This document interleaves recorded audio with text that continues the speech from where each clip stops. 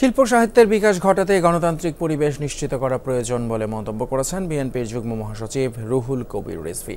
দুপুরে রবীন্দ্র সরোবরে জিয়াউর রহমানের জন্মবার্ষিকী উপলক্ষে আয়োজিত এক চিত্রকর্ম প্রদর্শনী অনুষ্ঠানে এই মন্তব্য করেন তিনি।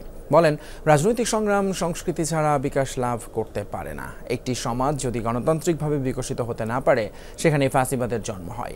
বিগত সরকার আমলের অর্থ পাচার নিয়ে বলেন, আওয়ামী সরকারের আমলে ২৮ লক্ষ কোটি টাকা পাচার হয়েছে। গণতান্ত্রিক পরিবেশ থাকলে এর বিরুদ্ধে প্রতিবাদ হতো বলে মন্তব্য করেন রিজভী।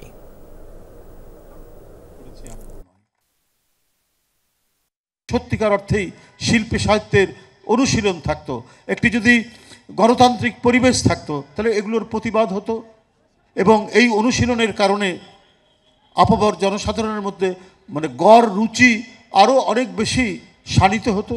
এই ধরনের চর্যবৃত্তি, লুণ্ঠন, টাকা পাচারের যে একটা পরিকাঠামো নির্মাণ করা হয়েছিল, সেটা হতে পারত না।